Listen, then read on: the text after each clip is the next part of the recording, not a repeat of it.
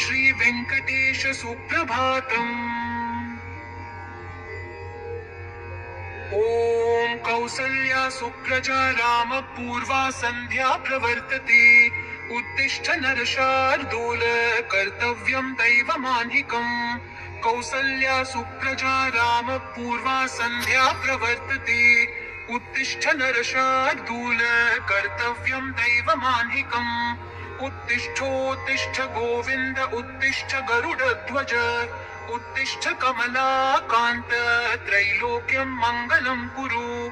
उत्तिष्ठोत्तिष्ठ गोविन्द उत्तिष्ठ गरुडध्वज उत्तिष्ठ कमलाकान्त त्रैलोक्यं मङ्गलं कुरु। मातः समस्त जगतां मधुकैटभारेः वक्षो विहारिणि मनोहर दिव्यमूर्ते। श्री स्वामिनी श्रित जनप्रिय दानशीले श्री वेंकटेश दयिते तव सुप्रभातम्। मातः समस्त जगतां मधुकैटभारेः वक्षो विहारिणि मनोहर दिव्यमूर्ते। श्री स्वामिनी श्रित जनप्रिय दानशीले श्री वेंकटेश दयिते तव सुप्रभातम्। तव सुप्रभातमरविन्दलोचने भवतु प्रसन्न मुख चन्द्रमण्डले। विधिशङ्करेन्द्रवनिताभिरर्चिते वृषशैलनाथ दयिते दयानिधे। अत्र्यादि सप्तऋषयः समुपास्य सन्ध्याम् आकाश सिन्धु कमलानि मनोहराणि आदाय पादयुगमर्चयितुं प्रपन्नाः। शेषाद्रिशेखर विभो तव सुप्रभातम्।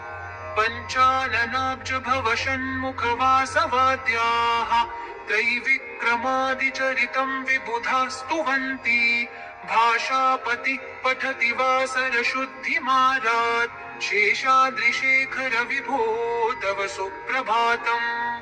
ईषत् प्रफुल्ल सरसीरुहनारिकेल पूगद्रुमादिसु मनोहर पालिकानाम् आवाति मन्दमनिलः सह दिव्यगन्धैः।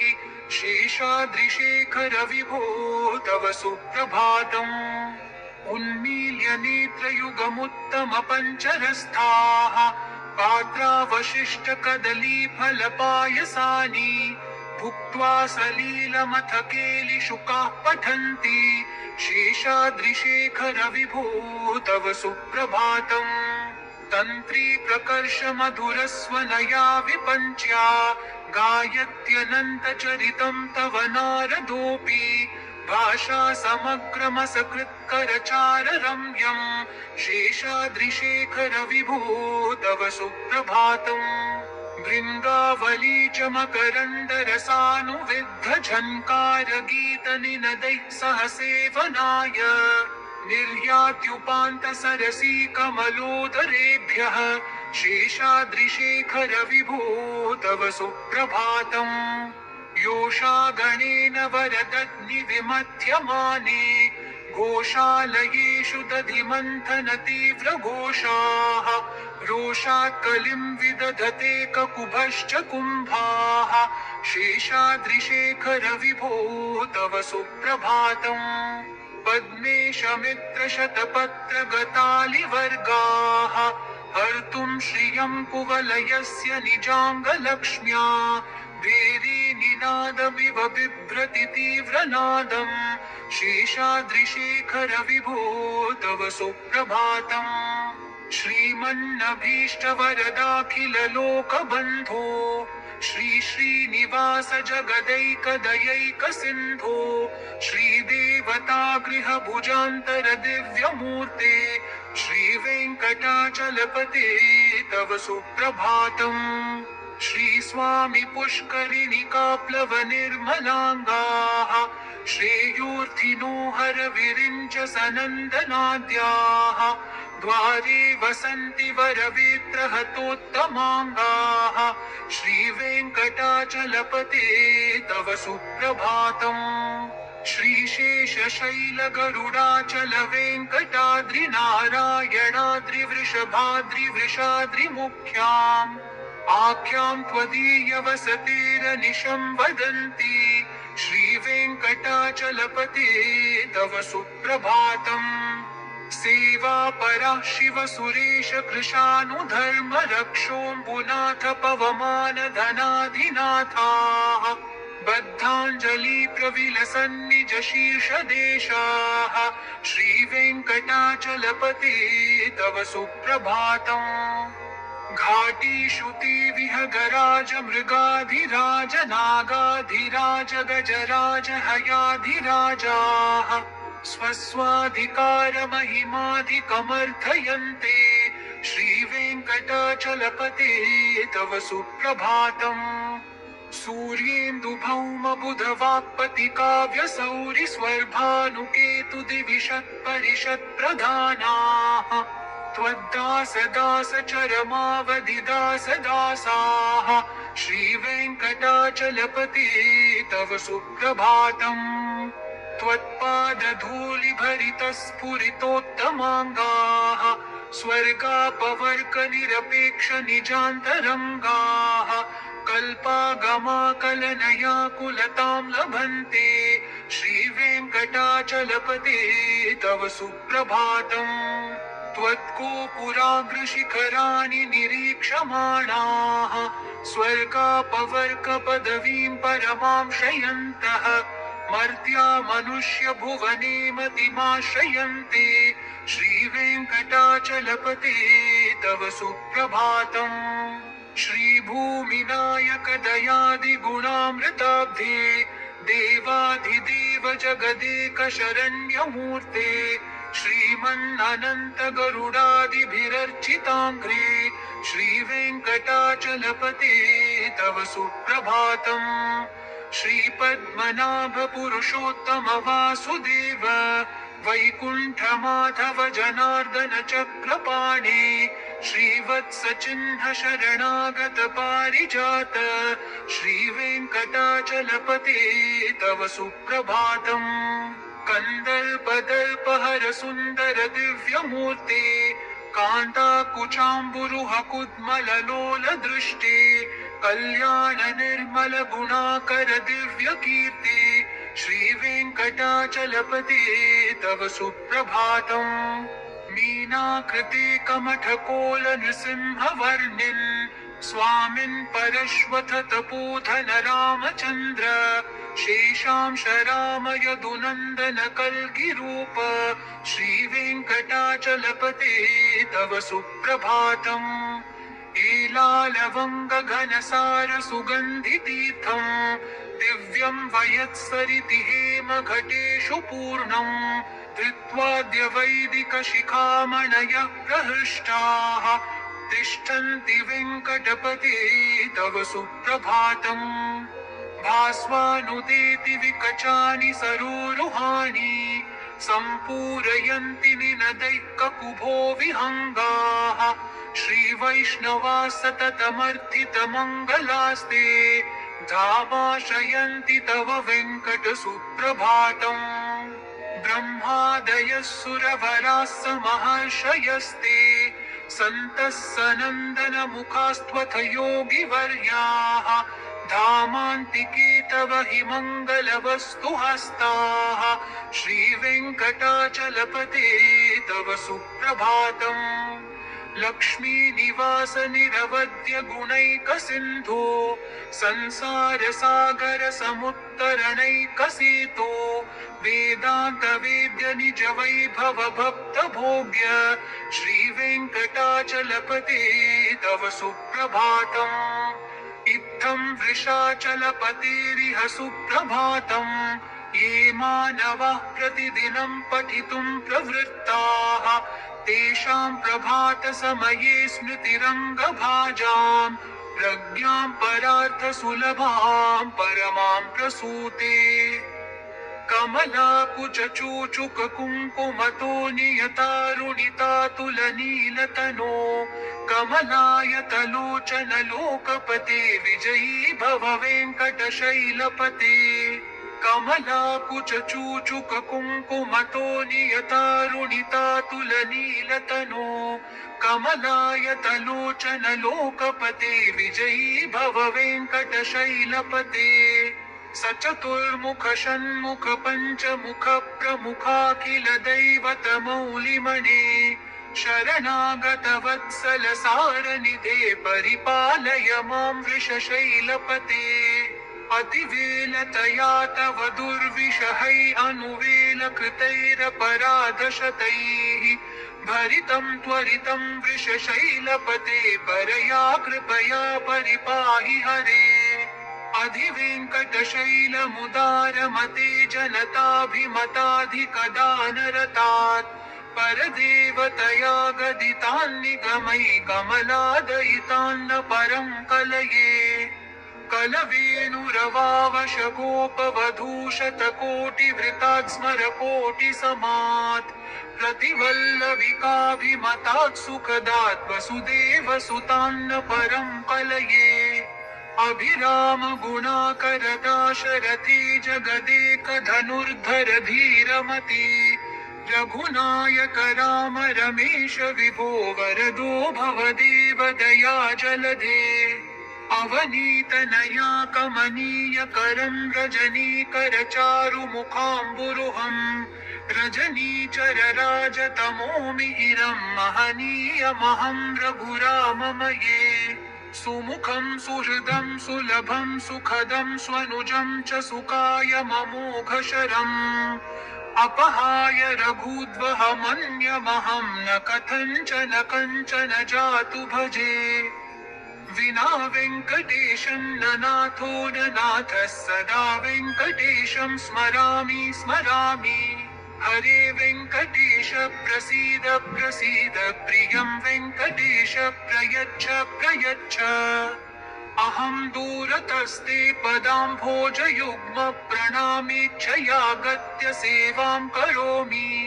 सकृत्सेवया नित्यसेवाफलं त्वं प्रयच्छ प्रयच्छ प्रभो वेङ्कटेश अज्ञानिना मया दोषान् अशेषान् विहितान् हरे क्षमस्व त्वं शेषशैलशिखामणे ईशानां जगतोऽस्य वेङ्कटपतेर्विष्णोः परां प्रेयसीम् तद्वक्षस्थलनित्यवासरसिकां तक्षान्तिसंवर्धिनीम् पद्मालङ्कृतपाणिपल्लवयुगां पद्मासनस्थां श्रियं वात्सल्यादिगुणोज्ज्वलां भगवतीं वन्दे जगन्मातरम् श्रीमन्कृपाजलनिधे कृत सर्वलोक सर्वज्ञ शक्तनतवत्सल सर्वशेषिन् स्वामिन् सुशील सुलभाश्रित पारिजात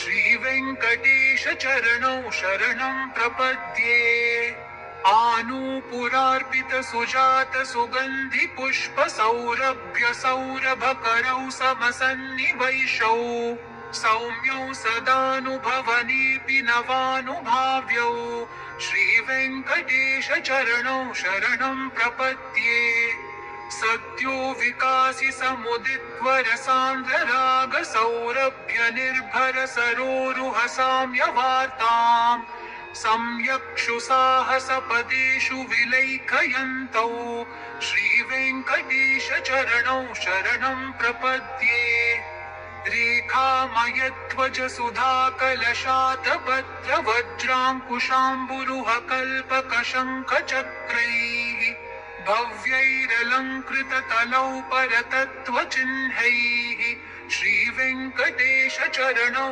शरणं प्रपद्ये ताम्रोदरद्युतिपराजितपद्मरागौ ब्राह्मेर्महोभिरभिभूत महेन्द्रनीलौ उद्यन्नखांशुभिरुदस्तशशाङ्खभासौ श्रीवेङ्कटेश चरणौ शरणं प्रपद्ये सप्रेमभीतिकमलाकरपल्लवाभ्यां संवाहनेऽपि समदिक्लममादधानौ कान्ताववाङ्मनसगोचरसौ कुमार्यौ श्रीवेङ्कटेश चरणौ शरणं प्रपद्ये लक्ष्मीमहीतदनुरूपनिजानुभावनीलादिदिव्यमहिषीकरपल्लवानां आरुण्यसङ्क्रमणतः किल सान्द्ररागौ श्रीवेङ्कटेशचरणौ शरणं प्रपद्ये नित्यान्नमद्विधि शिवादिकिरीटकोटिप्रत्युक्तदीप्तनवरत्नमहाप्ररोहैः नीराजनाविधिमुदारमुपादधानौ श्रीवेङ्कटेशचरणौ शरणं प्रपद्ये विष्णौ पदे परम इत्युतितः प्रशंसौ यौ मध्य उत्स इति भोग्यतयाप्युपातौ भूयस्तथेति तव पाणितलप्रदिष्टौ श्रीवेङ्कटेशचरणौ शरणं प्रपद्ये पार्थाय तत्सदृशसारथिना त्वयैव यौ दर्शितौ स्वचरणौ शरणं व्रजेति भूयोऽपि मह्यमिह तौ करदर्शितौ ते श्रीवेङ्कटेशचरणौ शरणं प्रपद्ये मन्मूर्ध्निकालियफने विकटाटवीषु श्रीवेङ्कटाद्रिशिखरे शिरसि श्रुतीनां चित्तेऽप्यनन्यमनसां सममाहितौ ते श्रीवेङ्कटेशचरणौ शरणं प्रपद्ये अम्लानहृष्यदवनीतलकीर्णपुष्पौ श्रीवेङ्कटाद्रिशिखराभरणायमानौ आनन्दिताखिलमनोनयनौ तवैतौ श्रीवेङ्कटेशचरणौ शरणं प्रपद्ये प्रायः प्रपन्नजनता प्रथमावगाह्यौ मातुस्तनाविव शिरोरमृतायमानौ प्राप्तौ परस्परतुलामतुलान्तरौ ते श्रीवेङ्कटेशचरणौ शरणं प्रपद्ये सत्त्वोत्तरैः सततसेव्यपदाम्बुजेन संसारतारकदयार्द्रत्रिगञ्चलेन संव्योपयन्तृमुनिनाममदर्शितौ ते श्रीवेङ्कटेशचरणौ शरणं प्रपद्ये श्रीशश्रिया घटिकया त्वदुपाय भावे प्राप्ये त्वयि स्वयमुपेयतया स्फुरन्त्या नित्याश्रिताय निरवध्य गुणाय तुभ्यं स्यां किङ्करो वृषगिरीश न जातु मह्यम् श्रियः कान्ताय कल्याणनिधये निधयेऽर्थिनां श्रीवेङ्कटनिवासाय श्रीनिवासाय मङ्गलम् लक्ष्मी सविभ्रमालोकशुभ्रो विभ्रमचक्षुषे चक्षुषे सर्वलोकानां वेङ्कटेशाय मङ्गलम् श्रीवेङ्कटाद्रिशृङ्गाङ्ग्रमङ्गलाभरणाङ्ग्रये मङ्गलानां निवासाय वेङ्कटेशाय मङ्गलम् सर्वावयवसौन्दर्यसम्पदा सर्वचेतसां सदा सम्मोहनायास्तु वेङ्कटेशाय मङ्गलम् नित्याय निरवध्याय सत्यानन्दचिदात्मने सर्वान्तरात्मने श्रीमद्वेङ्कटेशाय मङ्गलम् स्वतः सर्वविदे सर्वशक्तये सर्वशेषिणे सुलभाय सुशीलाय वेङ्कटेशाय मङ्गलम् परस्मै ब्रह्मणे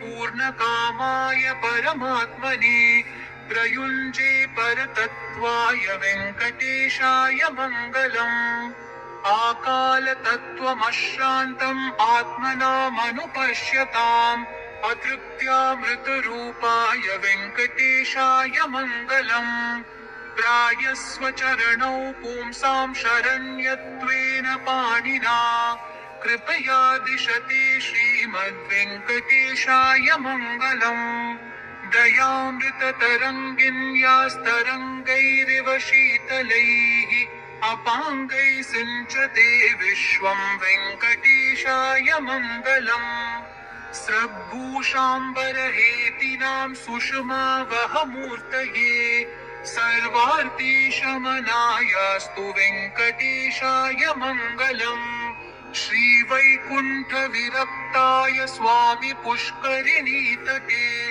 रमया रममाणाय वेङ्कटेशाय मङ्गलम्। श्रीमत्सुन्दरजा मातृमुनिमानसवासिने सर्वलोकनिवासाय श्रीनिवासाय मङ्गलम्। मङ्गलाशासनपरैर्मदाचार्य पुरोगमैः सर्वैश्च पूर्वैराचार्यैः सत्कृतायास्तु मङ्गलम्।